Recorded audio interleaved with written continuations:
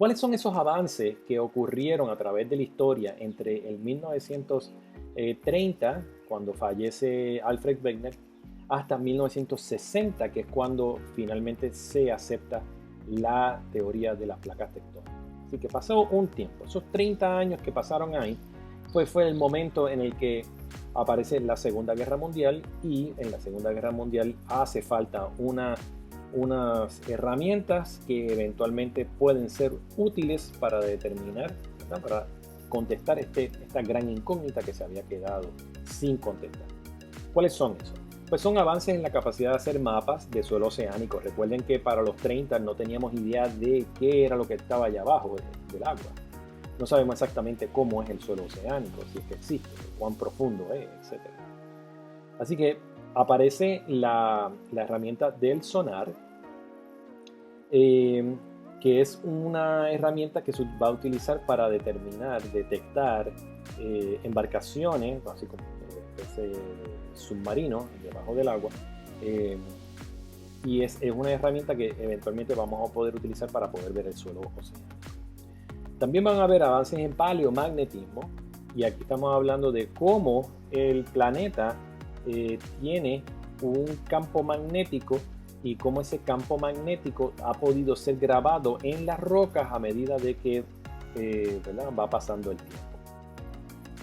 Y también vamos a ver avances en la geodinámica, de cómo el planeta se va moviendo, cómo es que vive el planeta, qué pasa con esas capas de las que estábamos hablando al interior del planeta, se mueven. ¿Okay?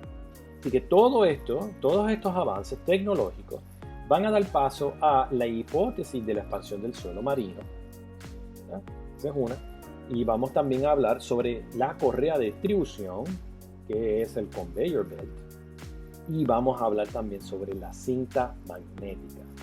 Así que esas tres cosas son sumamente importantes, son los fundamentos para eventualmente dar paso a la teoría de las placas tectónicas. Vamos a ver el primero trata sobre el sonar. Y el sonar aparece como respuesta a una necesidad en la Segunda Guerra Mundial, debido a que cuando Estados Unidos le brinda ayuda a Inglaterra, para esta época pues Alemania está apoderándose de casi toda Europa, y llega a ocupar toda Francia, y Francia divide a Inglaterra con solamente un paso de cuerpo de agua, un brazo de agua, que es muy fácil ya entonces para la Alemania de Hitler entrar en Inglaterra y poder apoderarse de Inglaterra, que es uno de los enemigos más grandes que tenía Alemania en ese momento. Así que Inglaterra, siendo una isla, pues tiene esa bendición de tener ese brazo de agua que no era tan fácilmente para los alemanes poder atacarlos, pero dependía de Estados Unidos que le brindara pues ayuda, comida, ropa, material de guerra, herramientas, armas, aviones, de todo tipo. Todo eso venía por barco.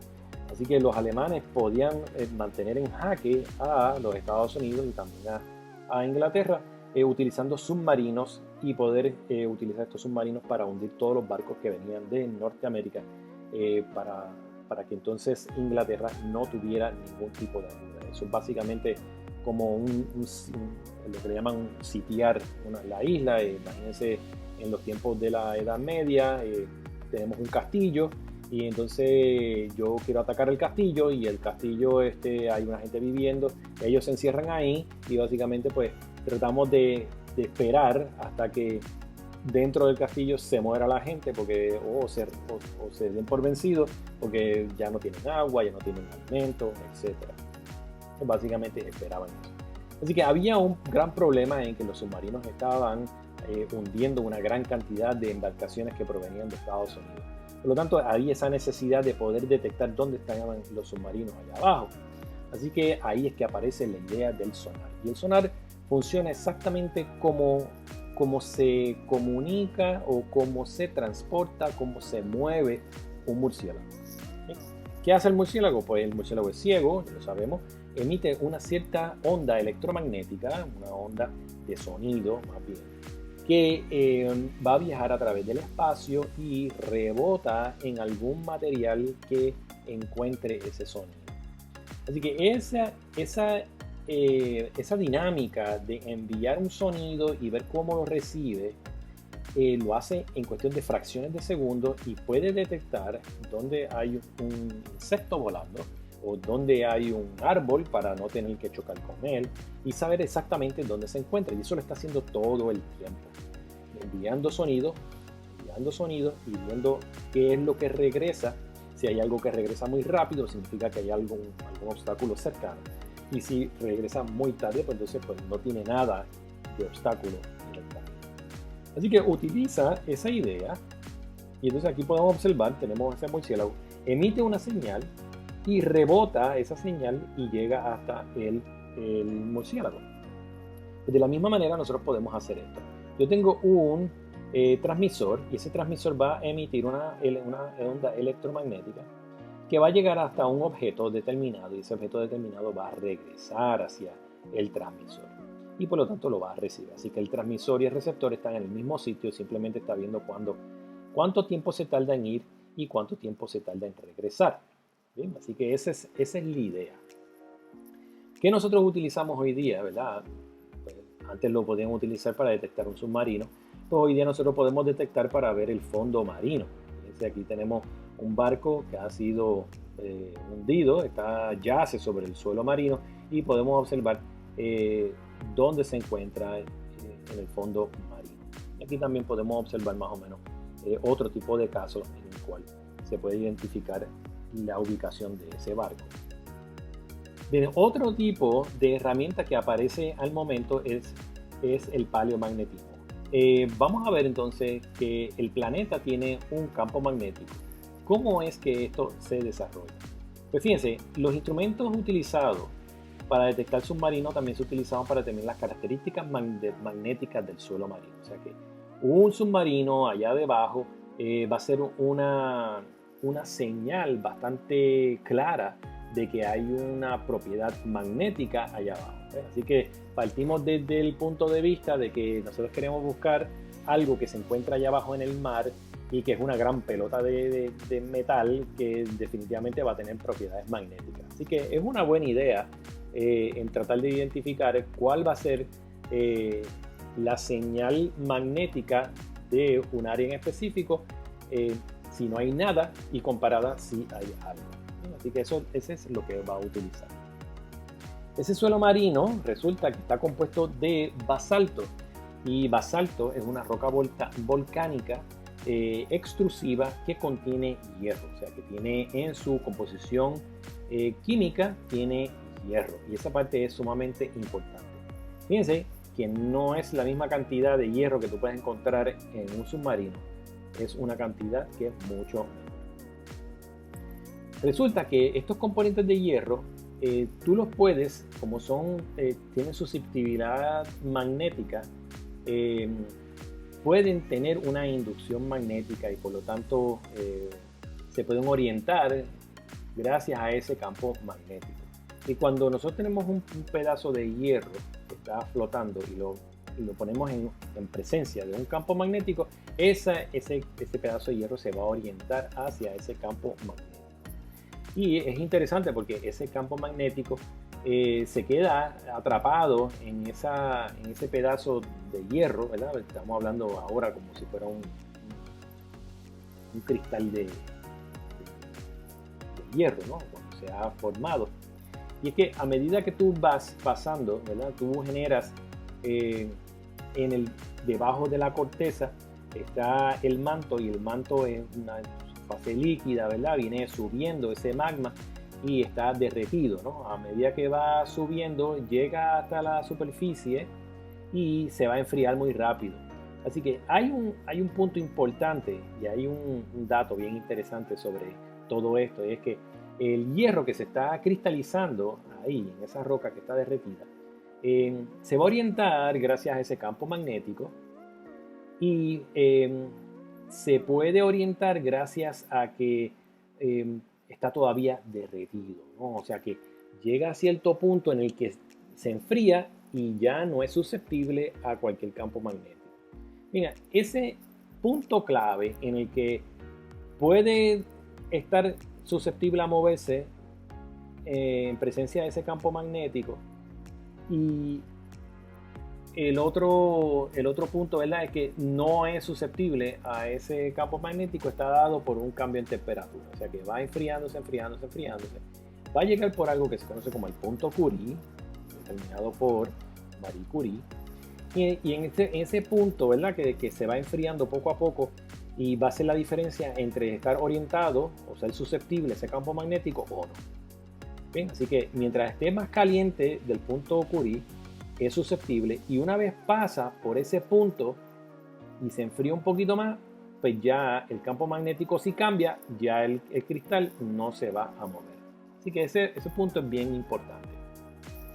Básicamente lo que dice es que una vez se enfría la roca, más allá de ese punto Curie, los minerales mantienen la orientación del campo magnético de cuando fueron formados.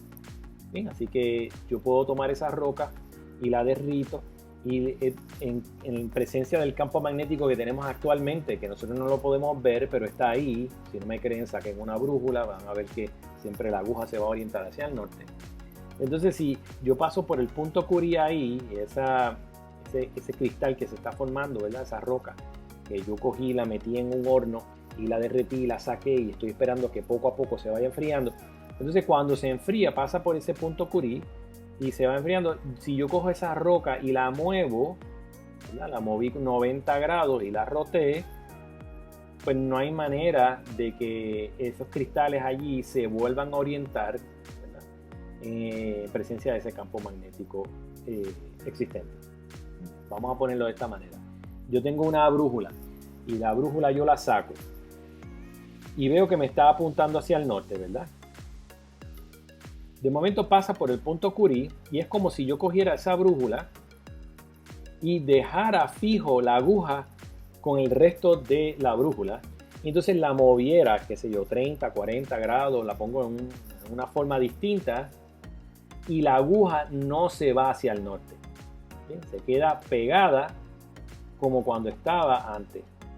Bien, así que ese es el efecto del punto Curie. La característica básica del basalto, que es esa roca volcánica que se está formando en el suelo oceánico, que antes estaba derretida, llega hasta al punto, ¿verdad?, de formación para generar el suelo oceánico, pues se empieza a enfriar y registra el campo magnético de cuándo fue que se formó. Así que esa es básicamente la importancia del magnetismo terrestre, y en términos de la cinta magnética que eventualmente vamos a ver.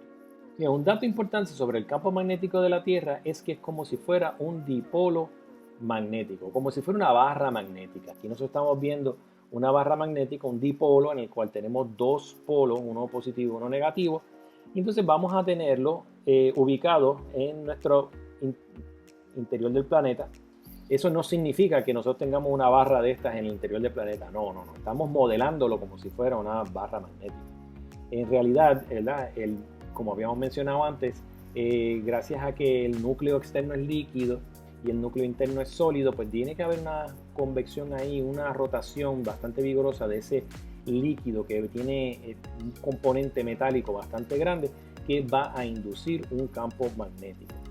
Y más o menos como si nosotros tuviésemos una barra magnética imantada, pues vamos a tener unas líneas de iguales magnetización. Entonces van desde el polo norte, ¿verdad?, del polo sur, van hacia el polo norte y van entrando. Entonces estas líneas que nosotros estamos viendo aquí es como una forma gráfica de representar cómo se ve ese campo magnético. ¿Okay? Es la forma que mejor podemos explicar cómo es que se observaría, si pudiésemos observarlo, el campo magnético del planeta. ¿Cómo nosotros sabemos esto?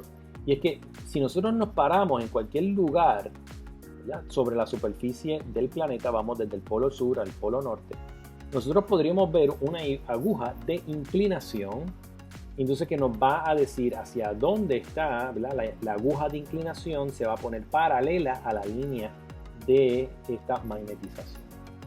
Así que si nosotros nos paramos en el polo sur, la inclinación va a estar completamente hacia arriba. Si nos vamos al polo norte, va a estar apuntando completamente hacia abajo. Y si nos vamos al ecuador, va a estar completamente acostada.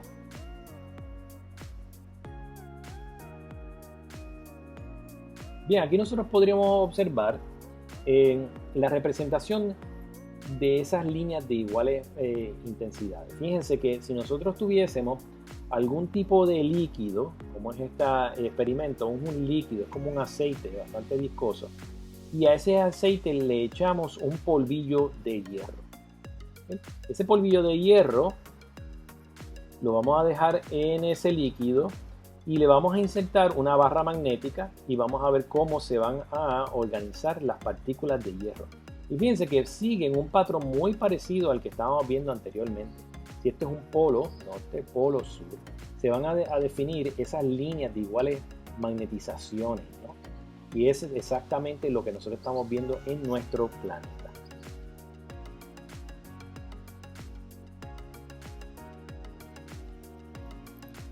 Bien, el campo magnético terrestre actúa similar a un dipolo magnético y esa aguja, como nosotros vemos una aguja de metal en una brújula, va a ser susceptible a ese campo magnético terrestre y se va a orientar según ese campo. ¿Bien? Así que si tuviésemos nuestro dipolo magnético, vamos a tener unas líneas de magnetización, ¿verdad? Y vamos a ver cómo salen actualmente, salen del polo sur y van dando la vuelta y llegan hasta el polo norte, donde entran esas líneas, ¿verdad? Así que si nosotros tuviésemos esa aguja y nosotros nos paramos en cualquier sitio de la superficie del planeta, nosotros vamos a ver que esa inclinación es completamente horizontal en el ecuador y se va inclinando hacia medida que vamos entrando al polo norte. Y la razón por la cual sucede eso es porque, imagínense, si yo estuviese aquí en el ecuador y yo me voy a esta línea, es completamente paralela a esta de aquí. Así que si yo me voy al polo norte, estas líneas van a ir completamente hacia adentro del polo. Y si me voy al polo sur, van a ir hacia afuera. Bien, esta es otra forma de visualizar este detalle en el que tenemos ese dipolo magnético, las líneas de iguales intensidades van saliendo del polo norte, polo sur al polo norte. Fíjense que nos ayudan esas líneas, ¿verdad?, con la dirección. Fíjense que la parte roja es la que está indicando hacia el polo norte. Fíjense como aquí está completamente paralelo, al igual que acá. Entonces, a medida que yo voy poniendo esta aguja de inclinación en latitudes hacia el norte, voy viendo cómo la parte roja siempre va a ir indicando, ¿verdad?, hacia el polo norte.